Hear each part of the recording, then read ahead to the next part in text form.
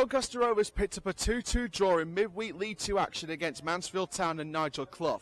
Rovers had to be resilient against the pressure of the Stags and picked up the first point of the campaign, sitting just inside the relegation zone. But with game week 4 here this weekend, Notts County and Luke Williams come to the EcoPower Stadium. Now, Luke Williams is one of the managerial starlets of the future, and Notts County play some exciting football. But how will they fare today against Doncaster Rovers? I am the CHALL, and today Chall Chats Doncaster Rovers versus Notts County. I think we'll get 3 goals, Notts County 2. I think it'll be like the last game, kind of high, intense, really exciting match. A lot better than the rubbish we saw last season and the season before that. I'm going to go 2-1 Notts. 2-0 Notts? Yeah, 2-1 Notts. I'm going to go 2-2. 3-0 win. Come on, Rovers! Come on, County! You've got some quality players. David McGoldrick, Macaulay Langstaff staying at the club feels like a new signing, in my opinion, in the window. I mean, how good is it having that quality in League Two? Oh, amazing, and the commitment levels as well. Obviously, Langstaff just signed a new 4-year deal. It just shows you how much invested they are in the club as well, so it's just promising signs really all round. Yeah, come on, you pies! Doncaster Rovers stick with the 4-3-3 and will make some changes for this team. So Ian Lawler keeps his place in goal. Thomas Nixon, after a ferocious strike, giving Doncaster Rovers one of the goals in the 2-2 draw with Mansfield, keeps his place at right back, with Richard Wood captaining the side, replacing the injured Tom Anderson alongside Joseph Olowu. Jack Senior keeps his place at left back. In the midfield, we also have Tommy Rose in Westbrook and Owen Bailey. Westbrook starting once again, with Tyler Roberts opposite Luke Molyneux on the wings, with Joe Ironside leading the line after his goal against Mansfield.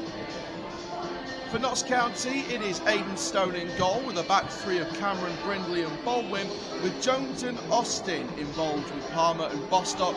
Crowley and McGoldrick make the side, with Macaulay Langstaff up front as well.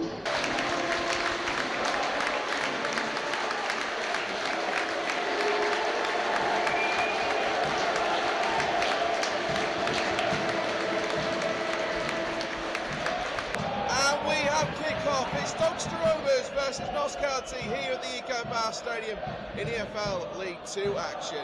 In terms of what I'm expecting from Notts, I'm expecting them to be attacking, have majority of the ball. I'm expecting them to be on the front foot. They play a high line, so I'm expecting us to try and at least target that. I'll play there. I think that was out of play for me. I think the ball was out of play. It's a Notts County throw, but I think the whole ball was over the line.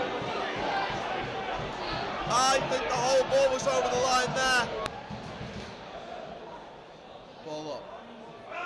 And it clear. Roberts in the attacking half now. Here's Roberts. Cross inside. Tyler Roberts. Deflected. McGoldrick lays it off. Great defensive pressure there. It's going to be another yellow card.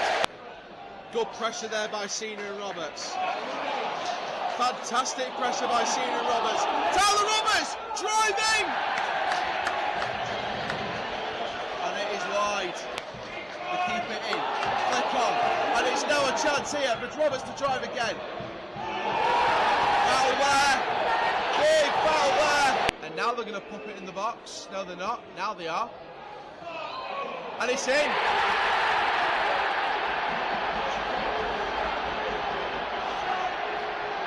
And it's that man again, number 9, Macaulay Langstaff. The man who scored pretty much all the goals last season in the National League has fired the county in front. And the Magpies take the lead at the EcoPower Stadium. Macaulay Langstaff, we said in that free kick, pop it in the box and get someone on the end of it. It was a short free kick. They pop it in the box from the short free kick, driven back in on the edge of the box, and Langstaff, right place, right time, fires it unmarked, and Rovers are behind again. But again, 4-2-3-1, Bailey and Rowe. Bailey has defensive duties, Rowe's a playmaker, shouldn't be playing that defensively back. And again, a massive giveaway by Rovers, and Notts County on the break again. Can they work it down this left-hand side? They can. Senior comes up to charge. Notts County find the ball in the box, and it's headed clear. but once again caught out by a misdirected pass from the midfield that's getting caught out time and time again by Notts County. Overall, I'd say Notts have been the most comfortable on the ball. Rovers have had their spells of attack, not a lot. They had more shots at a certain point than Notts, but Notts came back into it, they got the goal.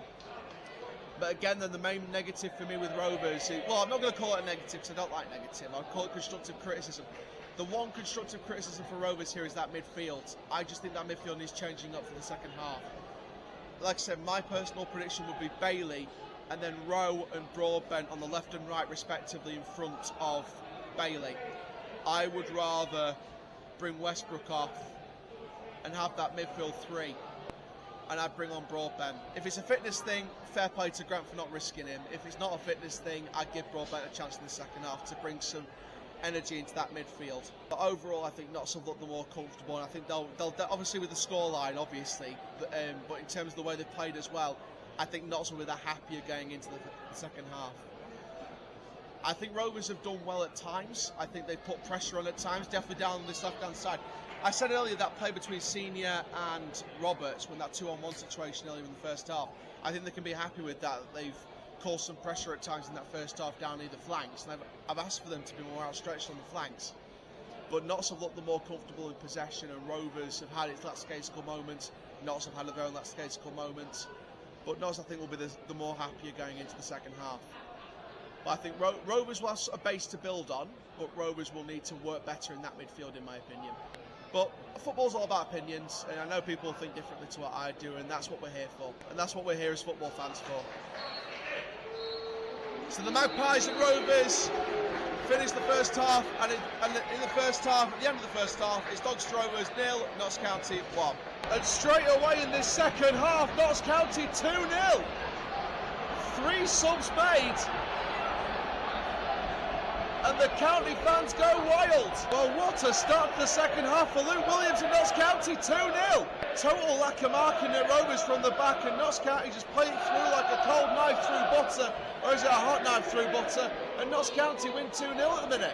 Notts County pressing here, ball over, just wide, opportunity on this back post, and it's 3-0 to Notts County! It's 3-0 to County! And Rovers collapse at the back again.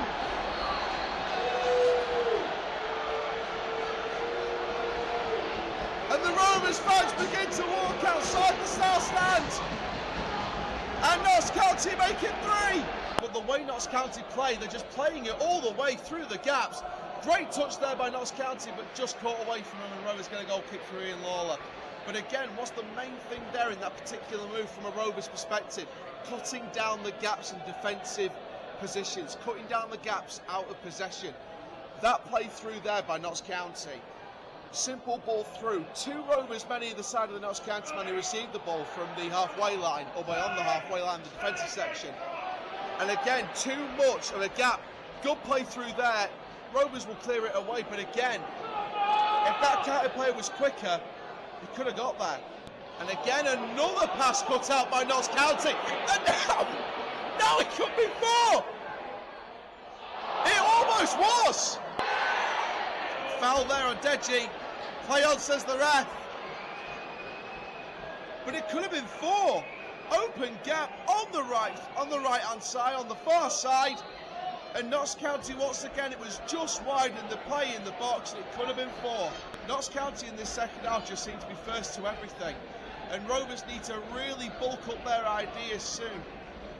They really do. We have to look at this from both sides. From a Notts County point of view, it's been a fantastic performance where they pressured, they've been on the front foot, they put Rovers in their own half in this second half, and Notts County have been first to pretty much every single ball. Fans are in fine voice as well. From a Rovers perspective, there's too many gaps. Midfield cut apart again. And Rovers, in my opinion, just need to be cutting down those gaps, building up their energy, showing a lot more energy, because I think Rovers have been a bit too cautious in the second half. And they're just not, I don't know what it is, but they just can't seem to find a way to break down this possession attacking style of Notts County that seem to be quick to every ball, first to every ball, quick on the front foot, put Rovers in their own half. And right now, unfortunately from a Rovers fan's perspective, which, you know, I am a Rovers fan, but unfortunately from a Rovers fan perspective, we're playing devil's advocate here, it's one-way traffic in this second half, and it's going Notts County's way. And that's why it could have been 4 and it's still 3. Can Rovers work something here now? Dej Satona staying on side, on this near side. Can he look for the ball in? Is Dej going to go alone? He is going to go alone. Nixon fakes the cross. Keeps it in play. Still keeps it. Nixon, back post. Header on. Cleared by Notts County. Nixon out wide to Satona. Satona still driving, and it's safely away. Foul there, but Rovers play on. Up it goes. Dej Satona. Handball, says the Rovers fans. I think that was a handball as well. And now Notts County playing through. Back by Bailey. Out wide to Dej Satona. I did think that was a handball personally. And now Notts have it back again. So I just want to put a graphic on your screen at this very moment. This comes from SofaScore, and this is the shot maps. These are the sort of heat zones for shot maps. And you notice on Notts County's one, the majority of their stuff is coming down this left-hand side. The highest concentration of players down this left-hand side. And obviously Satona came on in this second half to add some pace to this left-hand side. But you notice straight away on this left-hand side, there's a lot more passage of play on this left-hand side and the highest concentration on this left-hand side. It could get worse here for Rovers.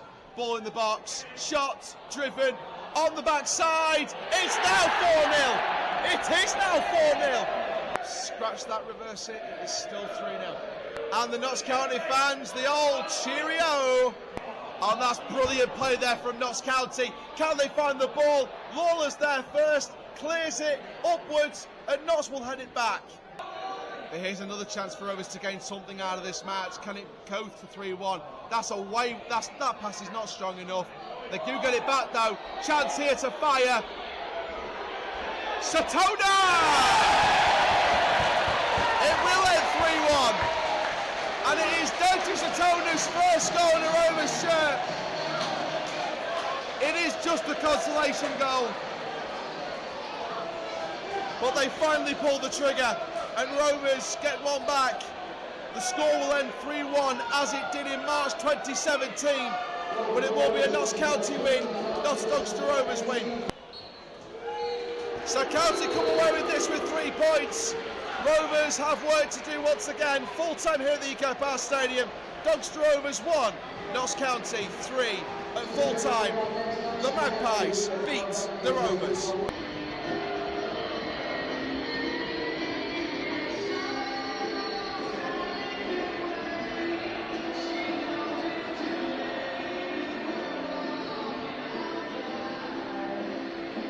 So it is full time here at the EFL Stadium. Notts County win by 3-1. Surprising and very ironic fact, on the 31st of March 2017, Notts County lost 3-1 to Doncaster Rovers here at the named Keepmoat Stadium at the time in their last league game against each other. Now 6-7 years later, Notts County win by that exact same scoreline in their first league game in League Two back against Doncaster Rovers. What can we pick out from this game? Well, first of all, John Bostock, despite the boost from the Rovers fans, had a fantastic game. On the actual game, Notts County were by far the better team. They were first to every brawl, especially in that second half. Owen Bailey, I'll pick him out in particular in that first half, because Owen Bailey, for me, was a strong centrepiece of the defensive structure in the first half. In a lacklustre first half, where Notts were still dominating the possession and comfortability of the ball, and Rovers, in my opinion, were still lacking, but still had their attacking prowess at times in the first half. Second half, it was all one-way traffic, apart from that Dej Satona goal on the piece of play. Notts County were, as I said, by far the better team, and Notts County will be more than happier going in to the next game after 3 precious points. Rovers now sit bottom of the league after 4 games with 1 point from 12 with no win, and the only team without a win in the league so far. At the other end, Gillingham top the league with a 100% record so far. It's going to be interesting to see when those teams clash and those records still stand. What do Rovers need to work on for their next game away at MK Dons next Saturday? Well, the main thing is midfield. We said it in the first half. I needed to see Broadbent coming on for Westbrook, Bailey, Rowe and Westbrook as a midfield 3 in a 4-3-3 rather than the 4-2-3-1 shape we saw Rovers structured into in the first half. They made changes in the second half, but foul out wide, in my personal opinion, wasn't the best choice. They could have kept Roberts on for his pace, along with Satona on the opposite side, and a foul leading the line, because Ironside, for me, didn't do a whole awful lot in that first half, and not a whole awful lot in that second half, apart from that tame shot, which fell safely into the hands of the keeper, Stone. Overall, Rovers still have a lot of work to do, but Grant McCann has stressed it's a work in progress, and there needs to be a calmness and a given of time. It wasn't a great performance by Rovers, but we move on in McCann's rebuild and foundation progression throughout this season. Rovers are away at MK Dons next Saturday. We at Chall Chats will not be there next weekend. However, we will be back at the EcoPower Stadium here on the 30th of August for the Carabao Cup match against Sean Dyche and Premier League Everton. We do, however, have a game before that on the 28th of August here on Chall Chats in the Vanarama National League, where we will be at the LNR Community Stadium as York City take on former EFL team, fellow former EFL team, Rochdale. It's all going down the channel, and then September, well, we'll announce September later on. But for now, I am the CHALL. Ta-ra for now.